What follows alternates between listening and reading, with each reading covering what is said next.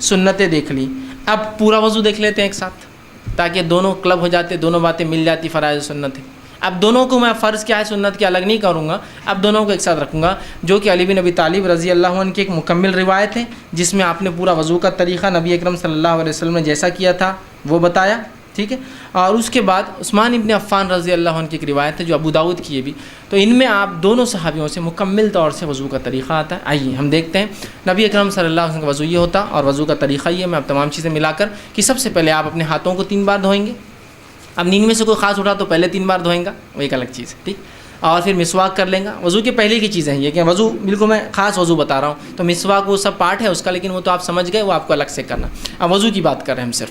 تو وضو کے لیے آپ سب سے پہلے جو ہے اپنے ہاتھوں کو دھوئیں گے 3 مرتبہ, اور ہاتھ سے مراد یہ پنجہ ہے پورا, کلائی جس کو بولتے ہیں, پنجہ جس کو بولیں گے پورا, ٹھیک. تو آپ ہاتھوں کو 3 مرتبہ دھوئیں گے. پانی آپ نے لیا اور ہاتھوں کو آپ دھو رہے ہیں, ٹھیک. ہاتھوں کو آپ نے 3 مرتبہ, ایک بار پانی لیا اس کو دھویا, دوسری بار پانی لیا پھر دھویا, اور تیسری بار پانی لیا. نل چالو ہے تو نل کے نیچے رکھیے اور ہاتھ دھوئیے, چونکہ لینے میں الگ مسئلہ ہے, پانی گر رہا ہے تو بہت سہولت ہوتی ہے, پانی کا نل کھولیے اور اس میں آپ اس کو آسانی سے وہ کر سکتے. 3 مرتبہ آپ نے ہاتھوں کو دھویا, ٹھیک, 3 مرتبہ, ٹھیک. اب یہ بات یاد رکھیے 3 مرتبہ سے زیادہ دھونا یہ گناہ اور حرام ہے. 3 مرتبہ میکسیمم. آگے بات رکھوں گا جو ناپسندیدہ چیزیں وضو میں اس میں کیا کیا ہے. تو 3 مرتبہ آپ نے دھویا, اس سے زیادہ مت دھوئیے, میکسیمم 3. ایک ٹائم میں جتنا ملنا, جو مسائل ہے جو گندگی نکالیے, سیکنڈ ٹائم کیجیے, تھرڈ ٹائم میکس, ٹھیک. تو 3 مرتبہ آپ نے ہاتھ دھویا.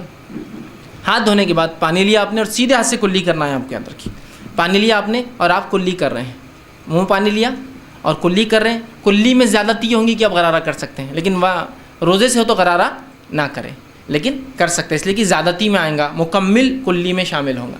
پانی لیا یا چاہے تو غرارہ کرا اور پانی کو تھوک دیا. ایک بار فرض, کم از کم 3 بار, زیادہ سے زیادہ, ٹھیک ہے. دوسری بار لیا کلی کی, چاہے تو غرارہ کیا, یا ایک بار غرارہ کیا 2 بار کلی کی, جیسا آپ کو بہتر لگے, تاکہ زیادہ سے زیادہ منہ صاف ہو آپ کا. تو آپ نے کلی کی اور پانی کو تھوک دیا, یہ ہوا 3 مرتبہ. اس کے بعد آپ نے پانی لیا اور ناک میں پانی آپ چڑھائیں گے. ناک میں پانی لے کے ناک کو صاف کریں گے 3 بار, ایک بار کم از کم, 3 بار زیادہ سے زیادہ. ناک میں پانی لیا اور ناک کو جھاڑا, صاف کیا, پھر پانی لیا 3 بار. اس کے بعد پانی لیا اور چہرے کو آپ دھوئیں گے. چہرہ ہوتا ہے سر کے بالوں, پیشانی کی بالوں سے لے کر تھوڑی گلے سے اوپر کا حصہ, یہ کان سے یہ کان.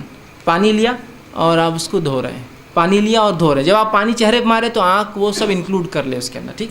اور آپ اس کو دھو رہے ہیں 1 بار 2 بار اور تیسری بار میکسیمم, ٹھیک.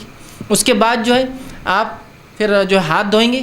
ہاتھ کے لیے پہلے سیدھا شروع کریں گے. سیدھے ہاتھ پہ پانی لیا آپ نے اور اس کو پانی اگر کوئی چیز میں سے اٹھا رہے, برتن یا مرتبان میں سے, تو اٹھا کر آپ ڈالیں گے اور پھر اس کو ملیں گے. اگر نل چالو ہے تو آپ نل کے نیچے ہاتھ ڈالیں گے اور اس کو ملیں گے, ٹھیک. تو یہ پورا آپ نے یوں لیا اور یہ مل لیا 1 بار, یا آپ نل چالو تو نل میں بھی آپ سیدھا ڈالنے کے بدلے ایسا لے کر اس کو آرام سے مل سکتے ہیں نل بند کر کے. 1 بار 2 بار میکسیمم 3 ٹائمس, ٹھیک. اس کے بعد پھر الٹے ہاتھ آپ شروع کریں گے, الٹے ہاتھ کا, اور اسی دوران اس کا خلال بھی کر لے سکتے ہیں آپ چاہے تو, ٹھیک. اس کو دھوئیں گے, ٹھیک. یہ ہوا دوسرا ہاتھ. اس کے بعد آپ پانی لیں گے اور پانی لے کر مسح کریں گے. مسح کے لیے آپ پیشانی کے جو بال شروع ہوتے ہیں وہاں سے, جہاں تک ہم نے چہرہ دھویا تھا اس کے اوپر کا حصہ, بالوں سے پیچھے جائیں گے گدی تک اور پیچھے سے واپس آئیں گے. خواتین جو ہے چونکہ ان کی گردن کھلی نہیں ہوتی تو پیچھے جائیں گی گردن تک اور گردن سے واپس آ جائیں گی. مرد گردن تک جا کر پورا واپس آئیں گے, ٹھیک.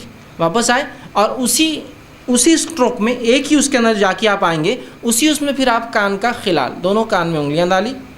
اندر کے لیے یہ انگلی استعمال کریں گے شہادت کی, اور باہر کے لیے دونوں انگوٹھے, ایک ہی اس میں دونوں کام کر رہے ہیں, ٹھیک ہے. تو سر کا مسح کے ساتھ ہی یہ ہوگا. نبی اکرم صلی اللہ علیہ وسلم سے الگ سے پانی لینا اس معاملے میں ثابت نہیں, لیکن علماء کہتے ہیں اگر سوکھ جائے مکمل اور پانی بچا ہی نہ ہو تو الگ بات ہے, آپ لے لیں, لیکن عموماً آپ ایسا کر کے ایک کریں. ہو گئے کان. اب کانوں کے بعد آپ کو جو ہے پیر پر آنا ہے آپ کی, اور پیر آپ پہلے سیدھا پیر دھوئیں گے. ٹخنوں کے پیچھے کا حصہ خاص طور سے یاد رکھیے سوکھا رہ جاتا ہے. آپ سب نے ایک صحابی کو دیکھا اور کہا احتیاط کیا کرو, یہ سوکھا رہ جاتا ہے. ٹخنوں کا پیچھے کا, سیدھے ہاتھ کے ایکسٹریم رائٹ, پیر کے پیچھے کے ایکسٹریم رائٹ کا اور الٹے پیر کے پیچھے کے ایکسٹریم لیفٹ کا سوکھا رہ جاتا ہے.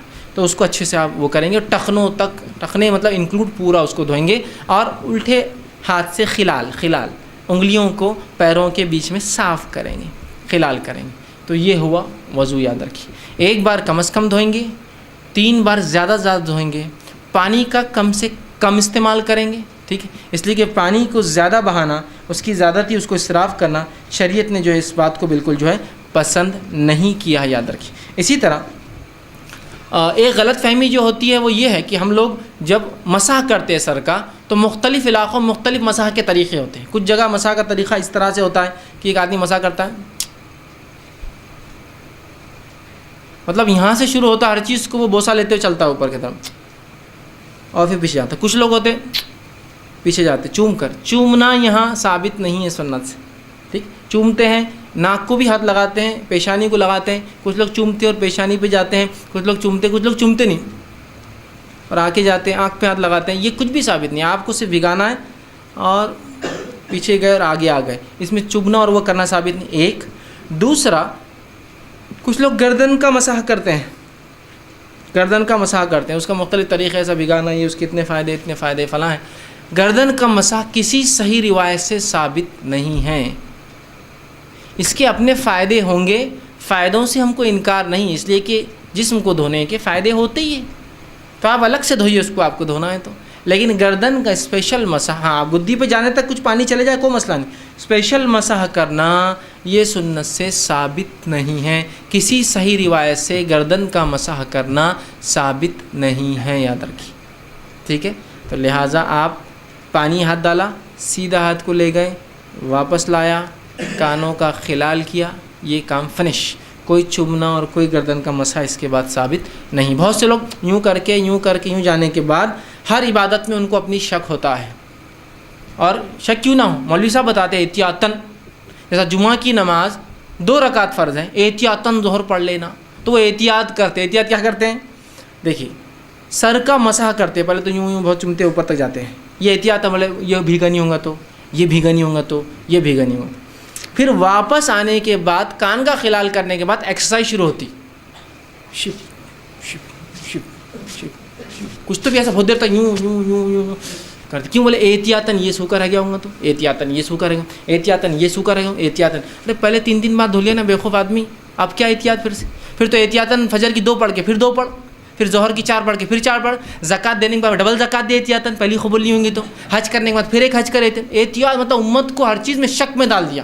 یہ احتیاطاً کیوں، 3 بار تم دھو چکے ہو نا پہلے اتنی احتیاط سے، اب کیا احتیاط کی ضرورت ہے؟ تو مسح کرنے کے بعد ایسا بیٹھ جاتے، اور بالکل ایک وہ طریقہ رہتا، اس کے لیے ایسا لگتا کلاسز لگانا پڑیں گی، یا کوئی آدمی دور سے دیکھے اگر چائنیز یا ملے اوریجن کا ہو تو اس نے سمجھا کچھ تو بھی، یہ تو کراٹے کی ایکسرسائز بھی کر لیتے ہیں اپنی عبادت میں، ان کے کراٹے وراٹے شامل، کیوں تو وہ اتنے ایک دم ٹیکٹفلی ہوتا ہے، بالکل یوں ایسا ایک دم بالکل ٹیکٹفلی چلتا ہے، تو آپ خالی دیکھنا اس کو کیا چل رہا ہے اس کا، اور اگر اپن نہیں کرے تو بعض والا اپنے کو دیکھتا، کون آگے بولتا تم ایسے کیوں نہیں کر رہے، پہلے تو گردن چھوڑ دیے اور پھر وہ ایکسرسائز بھی نہیں کر رہے، کھڑ رہے تھے، ٹھیک۔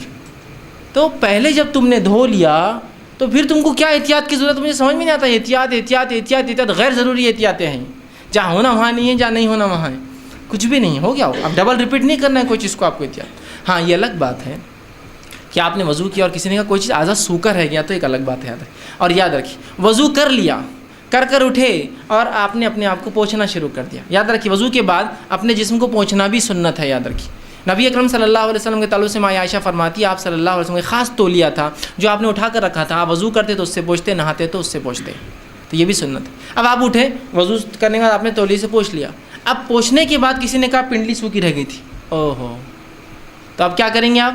اب آپ کو پورا وضو کرنا پڑے گا، اس لیے کہ آپ نے کچھ اعضاء کو سکھا لیا تھا۔ اگر پورے اعضاء گیلے ہوتے اور آپ کھڑے ہوتے اور کسی کو کہتا پنڈلی رہ گئی، آپ کی کونی رہ گئی، چہرہ رہ گیا، فلاں رہ گیا، تو آپ فوراً بیٹھ کے اتنے حصے کو دھو لیتے تو وضو ہو جاتا۔ لیکن اگر وہ سوکھا رہ گیا، آپ اٹھ گئے اور ایک بھی اعضاء سوکھ گیا تو اس کے بعد آپ کو پھر سے وضو کرنا ہوگا۔ آپ سمجھے ایک صحیح روایت ثابت ہے، ابو داؤد کی روایت ہے، ایک صحابی اٹھے جن کے پنڈلی کے بارے میں آتا، دیکھیے وہ پنڈلی نہیں ہے، جو ٹخنے کے پیچھے کا حصہ ہوتا ہے، وہاں ناخن کے برابر ایک حصہ سوکھا تھا۔ جب آپ کو ان کو بتایا گیا تو آپ صلی اللہ علیہ وسلم فرمایا وضو پھر سے کر، چونکہ ان کے اعضاء سوکھ چکے تھے اتنے، چونکہ کیا ہوتا ہے جب آپ دیکھیے دھوئیں گے، ایک آدمی کام دھندے بزنس سے آیا، کام کاج سے آیا اور دھویا، اور جو حصہ نہیں دھلانا وہ بالکل وائٹ الگ چمکتا ہے، اور جو دھل گیا اس کا کلر چینج ہو جاتا ہے، تو کوئی پہچان سکتا ہے اس نے کونی برابر نہیں دھویا۔ بچوں کو دیکھیے آپ چہرہ دھوتے ادھر کا پورا باقی رہتا، آپ بولتے بیٹے یہ نہیں دھلا، کیسے پہچانا؟ ادھر پانی سے صفائی، ادھر سے وائٹنس دکھتی الگ، تو ویسا پہچانا تو کہا پھر سے کر۔ لیکن گیلے میں ہے تو خالی آپ جا کے گیلا کر لیجیے، گیلے میں مطلب اٹھے آپ اور کسی نے کہا بھائی صاحب تو آپ دھو لیجیے، सूख गया तो फिर से आपको वज़ू दोबारा दोहराना हो. اب وضو میں ناپسندیدہ امور کیا کام ہم وضو میں نہیں کریں گے؟